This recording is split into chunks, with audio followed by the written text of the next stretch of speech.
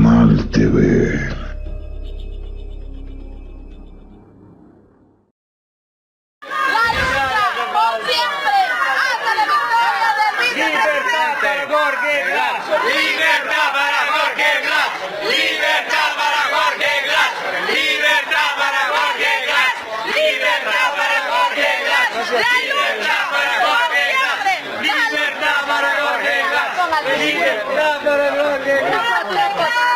Mi presidente lindo, por Dios santo, qué emoción. Verdad, un abrazo.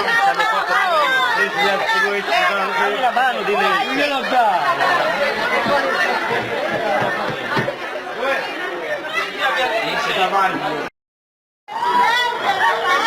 Se ve, se siente, Correa presidente, se ve, se siente, Correa presidente, se ve, se siente, Correa presidente, se ve, se siente, Correa presidente. El pueblo unido jamás será vencido, el pueblo unido jamás será vencido, el pueblo unido jamás será vencido.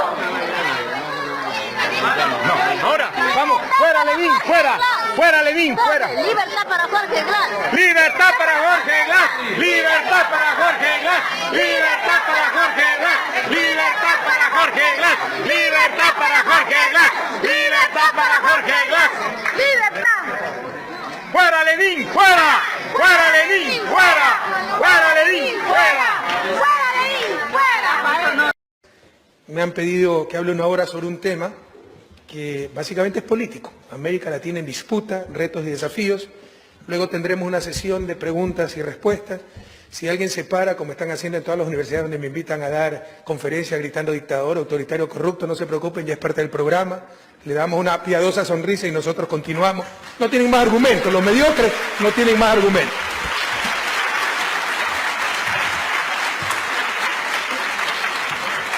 Siempre, pues, regresar a la academia, a mí me refresca el alma. Antes de ser presidente, toda mi vida fui profesor universitario. Más aún regresar a la Universidad Complutense, una querida amiga del Ecuador, porque hicimos un esfuerzo enorme para mejorar la educación. Ustedes pueden tener los mejores laboratorios, la mejor infraestructura. La base de la calidad del sistema educativo son los maestros. Y la Universidad Complutense nos ayudó muchísimo en un convenio que firmamos con otras 3 universidades, además de España, para formar a nuestros maestros. Le dimos maestría a cerca de 3.000 maestros de la patria, así que muchas gracias en nombre del Ecuador a la Universidad Complutense. Muchas gracias al doctor Fernando Arto de Vera, vicedecano de la Facultad de Ciencias Políticas y Sociología, a Eduardo Sánchez, que ha trabajado muchísimo para organizar esta conferencia. Muchas gracias a ustedes, queridos jóvenes, por estar aquí. Ustedes no están preparándose para ocupar un puesto en la sociedad. Deben prepararse para transformar esa sociedad, porque todavía tenemos sociedades muy injustas aquí en España, pero peor aún en Latinoamérica. Y el orden mundial no es solo injusto, sino inmoral. Y de eso vamos a hablar un poquito en esta intervención. Tienen que prepararse con ciencia y con conciencia. Pero ciencia también, porque el voluntarismo incompetente ha hecho más daño en América Latina que la corrupción. Y si hay algo contra lo que es muy difícil de luchar, es contra la mediocridad. Los mediocres, demasiado amplio el frente.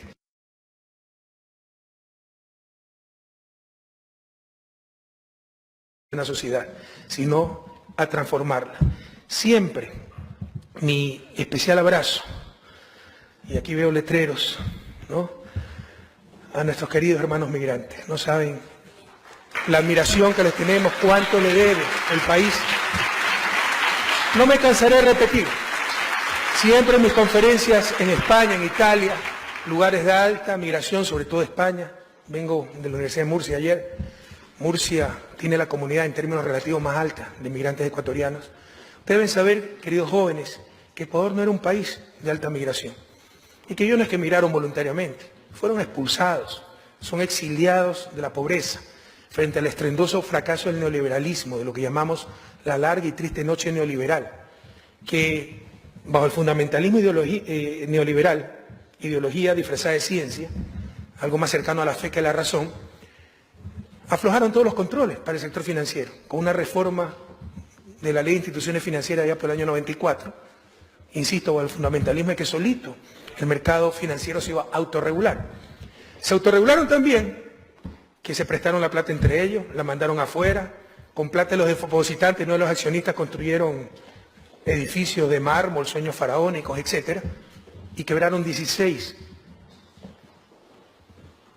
instituciones financieras, bancos, instituciones financieras más, en el año 99. Y como esa es la filosofía de los supuestos heraldos del neoliberalismo, cuando ganaban, ganaban solitos, cuando quebraron, quebramos todos. De hecho, no quebraron ellos, quebraron sus bancos. Ellos siguen viviendo en la mayor opulencia. Y ya se preparaba lo que llamamos Ecuador, es un barbarismo, salvataje, ¿verdad?, de salvamento bancario. A tal punto que hicieron una constitución para eso. La constitución de 1998, ¿no?, elevó a nivel constitucional la prohibición del Banco Central de otorgar créditos a la banca privada, que ya existía en la ley, pero hizo la excepción transitoria 42ª, firmada entre otros por el doctor Julio César Trujillo, ¿no?, para por los próximos 2 años sí permitir esos créditos, porque ya sabían que se venía la crisis bancaria. Pero no contentos con eso, con quebrar un país para salvar a los banqueros, quebraron a la gente, destrozaron familias, congelaron los depósitos.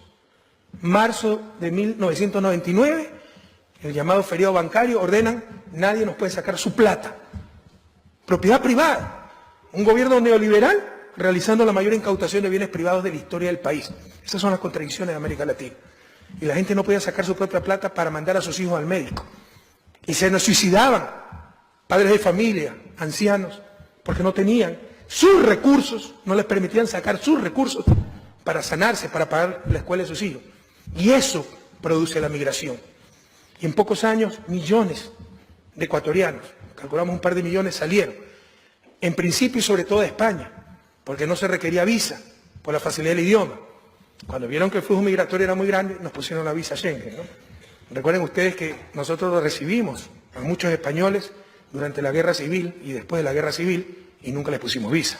Pero bueno, en todo caso, muchas gracias por haber recibido a nuestros hermanos migrantes.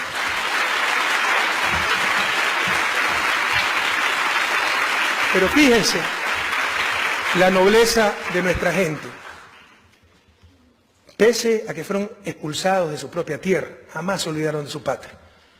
Y con ese euro que ganaban con tanto esfuerzo, porque son grandes trabajadores, aquí en Madrid, en Murcia, en Valencia, en Génova, en Milán, los dólares en New Jersey, en Nueva York, Connecticut, los enviaban a su país, a sus familias, las llamadas remesas de migrantes. Y eso es lo único que pudo sostener al Ecuador después de esa tremenda crisis. Porque lo único que logró el neoliberalismo fue exportar seres humanos, que no se olvidaron de su patria. Pero por esas contradicciones que tiene América Latina, que muchas veces no se entiende, desde Europa, de los países desarrollados de la derecha, bien intencionada, ya a los 2 o 3 años, los bancos volvían a romper récord histórico en utilidades. Récord histórico en utilidades. De nuevo el ministro de Economía era un banquero, representante de los bancos, ¿no?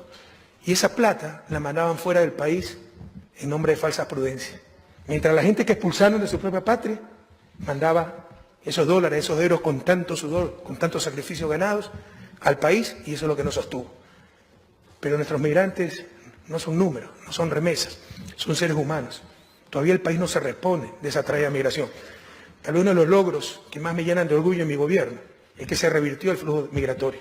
Dejó de salir la gente y empezó a regresar nuestra gente. Incluso vinieron muchos españoles a trabajar en el país. Pero nos costó demasiado caro. Fue una desestructuración social sin precedentes. Empezamos a enfrentar fenómenos nunca vistos. Suicidio infantil. Niños de 12, 13 años se nos suicidaban. Porque sus padres, papá y mamá, habían migrado a España. Se estaban criando con el hermano mayor, con el tío, con el vecino. Chicos que recibían el dinero y no tenían control, sus padres no estaban. Y muchos utilizaron mal ese dinero.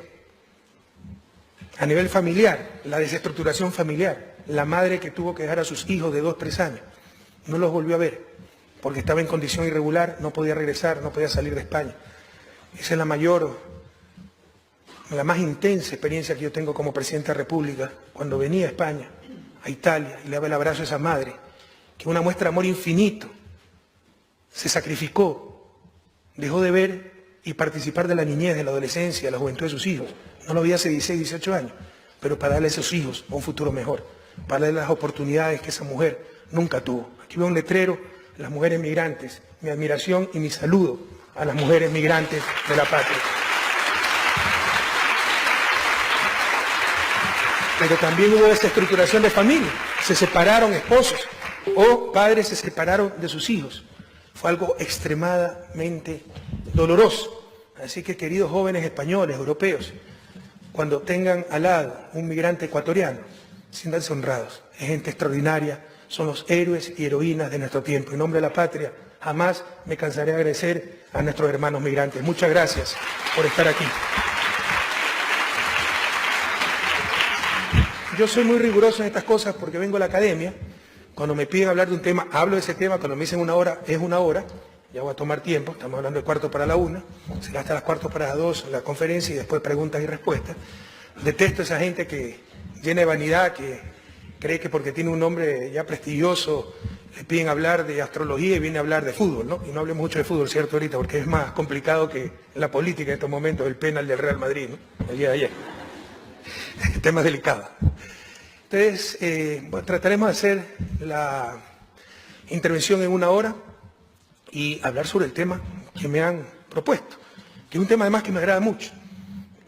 Yo puedo dar temas más rigurosos a nivel académico y normalmente lo hago, pero la coyuntura que está viviendo América Latina no es el momento para el análisis académico, sino para ese análisis político, para ese análisis de coyuntura, más que de conceptos. Y cuidado, esto no contradice la calidad académica. Algunos creen que ser académico no es dar juicio de valor. No, es dar juicio de valor sustentado, solventado. Por supuesto, hay gente que cree que cuando se da opiniones se puede decir cualquier tontería. No, las opiniones deben ser solventadas. E incluso la calidad de la democracia depende de la calidad de las opiniones. Y algunos creen que cuando es opinión pueden hablar cualquier cosa. Es que la opinión implica juicios de valor, inclinaciones. Nadie puede ser neutral. El que le diga que es neutral es un mentiroso. Peor a nivel político, pero tampoco a nivel científico. Neutralidad científica ni académica no existe. La buena noticia es que no es necesario. Ustedes pueden ser no neutrales, pero ser objetivos, ¿no? Ustedes pueden ser del Real Madrid y cuestionar o no cuestionar lo que pasó, ¿ok? Ustedes pueden ser no neutrales, pero objetivos. Tengan la seguridad que yo jamás seré neutral. Siempre voy a estar con nuestros hermanos migrantes. Siempre voy a estar contra la injusticia. Siempre voy a estar por los pobres de la patria. Siempre voy a estar con esa gran patria llamada Latinoamérica, pero trataré de jamás perder mi objetividad. América Latina, queridos jóvenes, la conferencia se llama América Latina en disputa, siempre ha estado en disputa, ¿no? Se dice que el socialismo fracasó a nivel mundial, ¿no? Pero sin duda una de esas respuestas a nivel interno es la clase de élites que nos han dominado, excluyentes, que han utilizado los frutos del progreso técnico no para dar bienestar a la grande mayoría, sino para diferenciarse, con sus colegios exclusivos, sus barrios exclusivos, sus clubes exclusivos, etc. Cuando Alexis de Tocqueville, un intelectual francés, visitó en el siglo XIX América del Norte, lo que más le impresionó fue la igualdad de oportunidades. Escribió su libro Democracia en América, en 1835, y empieza el libro diciendo, lo que más me sorprende es la igualdad de oportunidades. Eso le sorprendió aún más a Alexis de Tocqueville, porque él venía de la Francia monárquica, donde las diferencias eran enormes, y llamó a esa situación de igualdad de oportunidades una verdadera democracia. Bueno, precisando un poco al bueno de Alexis, cabría indicar que la igualdad de oportunidades era para los blancos, ¿no? Los indios norteamericanos, porque había indios en Norteamérica, fueron exterminados o reducidos a concentraciones, y los afros siguieron un siglo esclavizados y 2 siglos más discriminados. Pero entonces, precisando, hubo igualdad de oportunidades para los blancos, que constituían una vasta mayoría. En América Latina nunca existió eso. Nunca existió igualdad de oportunidades. Se repiten los vicios de hace más de 2 siglos, en el caso norteamericano. Cuando se publica la Declaración de Independencia de Estados Unidos, siglo XVIII, uno de los documentos más bellos de la historia de la humanidad, en su segundo párrafo dice aproximadamente, nosotros sostenemos estas verdades porque son evidentes en sí mismas, que todo hombre nace libre, con derecho a la felicidad, en igualdad. ¿Qué frases más hermosas? El principal autor de ese documento es Thomas Jefferson. El pequeño problema es que Thomas Jefferson poseía 600 esclavos. No es que Jefferson no creía en lo que decía, lo que no creía es que sus esclavos eran seres humanos. Bueno, eso que pasó hace 240 años en Estados Unidos, lastimosamente sigue pasando en América Latina. Nuestras élites no entienden que todos tienen derecho.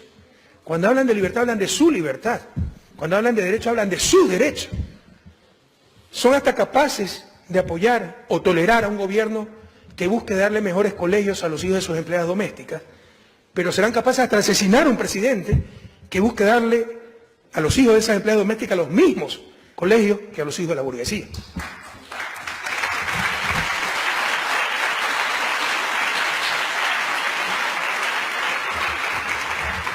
No les estoy exagerando, cuidado. Ustedes saben que en América Latina, en la clase media, alta y alta, todavía es muy generalizado las empleadas domésticas, que en verdad son esclavas domésticas, sobre todo si son, como se llama ya, puertas adentro, es decir, viven con la familia. Eso estaba institucionalizado. No eran leyes de esclavitud.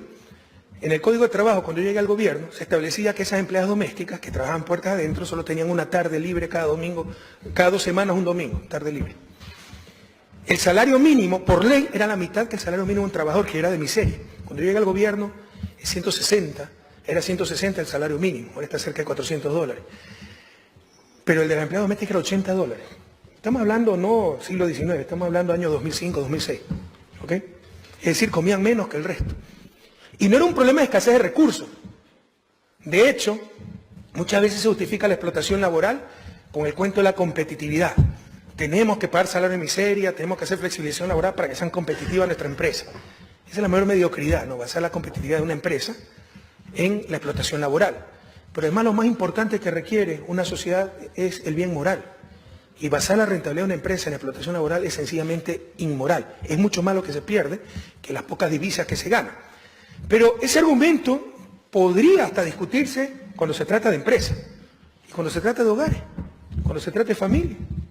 Es vivir bien sobre la explotación del otro. Y ustedes escuchan a las élites, porque si una característica tienen las élites latinoamericanas que son semi-ignorantes, ¿no? Decir que la diferencia del nivel de vida de Ecuador, yo lo he escuchado, no se lo estoy inventando, con respecto a Europa, Estados Unidos, es que allá se puede tener empleada doméstica. O sea, la diferencia es su nivel de vida. Pero además se han puesto a pensar en el nivel de vida de la empleada doméstica, como Jefferson con sus esclavos. Pero eso fue hace 240 años. Hay cosas escandalosas que por comunes pasan desapercibidas. Todas las casas de clase alta o media alta en Ecuador tienen el cuarto de la empleada doméstica, ¿no? Para tener esas empleadas puertas adentro.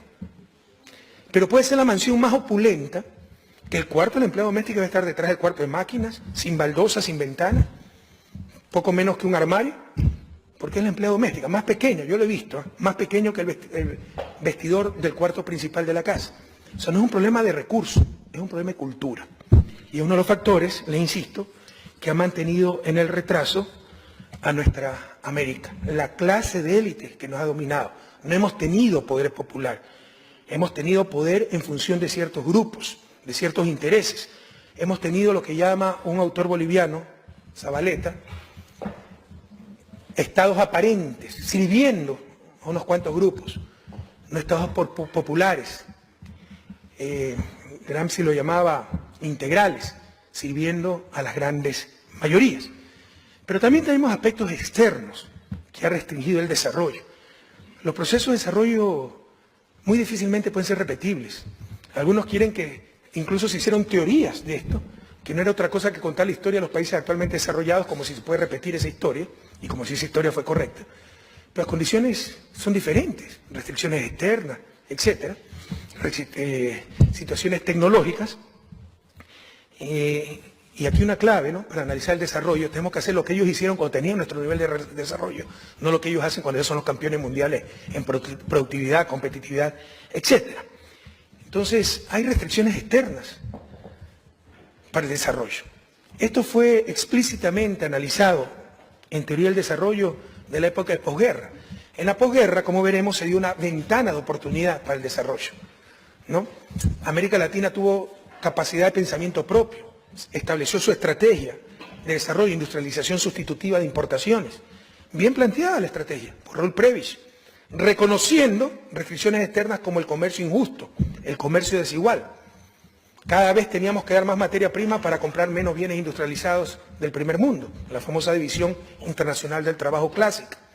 Y eso significaba que los frutos del proceso técnico, la acumulación, se iban al primer mundo, creando un problema de insuficiencia dinámica para perpetuar el proceso de crecimiento y desarrollo.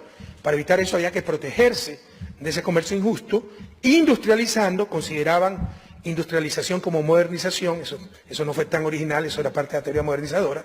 De hecho, el proteccionismo tampoco fue original, el país que inicia el proteccionismo es Estados Unidos, para proteger su industria naciente del Imperio Británico, dominante en esa época. Algunos creen que el proteccionismo y la teoría de industria infantil viene de Friedrich List, un famoso economista alemán, que se suicidó porque no le hacían caso, dicho sea de paso. Y él lo aprendió Alexander Hamilton cuando visitó Estados Unidos, secretario del Tesoro en ese entonces. Entonces, se plantea esa estrategia y se reconoce por primera vez las restricciones externas. Pero esto no ha cambiado. Por más que ahora que se diga que el mercado resuelve todo, etc., siguen esas restricciones externas. Hay nuevas divisiones del trabajo, más sutiles. Por ejemplo, el primer mundo produce conocimiento. Conocimiento técnicamente hablando, hay estudiantes de economía que, esto es importante porque es los campos que menos se ha desarrollado economía y es una de las fallas del mercado, es una gran falla, una fallota, ¿no? La teoría del mercado es para una clase particular de bienes, los bienes privados, con capacidad de exclusión y rivalidad en el consumo. Si yo yo tengo una manzana, si tú quieres mi manzana, me tienes que pagar para darte la manzana, porque tengo capacidad de excluirte de tener la manzana. Si yo consumo esa manzana, tú no la puedes consumir. Pero, por ejemplo, ¿cómo excluyo de disfrute del aire puro que produce la Amazonía? Eso se llaman bienes de libre acceso. Y si tú lees un libro, yo lo puedo leer. Si tú utilizas un software, yo lo puedo utilizar. No hay rivalidad en el consumo. Los bienes que no tienen rivalidad en el consumo y que son técnicamente de libre acceso se llaman bienes públicos. El conocimiento en general es un bien público. Que tú utilices el software no implica que yo no lo utilice. Y normalmente lo más fácil es copiar un software, técnicamente. ¿Qué es lo que pasa? Se ponen barreras institucionales. Si copias el software te meto preso. Es un producto patentado. Hay que pagar los royalties para utilizar ese software, ese procedimiento ya descubierto. Pero eso es ineficiencia social. Porque si ya está el bien creado, mientras más gente lo utilice, más aún cuando no perjudica el consumo de los demás, mejor. El fin último de la economía es bienestar. O sea, mientras más gente utilice ese software ya creado, no hay costo social y hay alguien que se benefició. Claramente aumenta el bienestar social. Lo que los economistas llamamos es una mejora en el sentido paretiano. Y la situación original no es eficiente en el sentido de Pareto. Pero ahí sí se privatiza el bien conocimiento. El ejemplo dramático de esto, por ejemplo, son las medicinas. O sea, la píldora, una vez desarrollada la medicina, el medicamento costará centavos. Pero les cobran $1000 para rentabilizar la inversión y eso puede ser la diferencia entre la vida y la muerte. Cuando una vez creada una nueva medicina esté disponible para toda la humanidad, claramente mejora el bienestar social. Suscríbete, dale like, comparte. Tú estás en Tu Canal TV.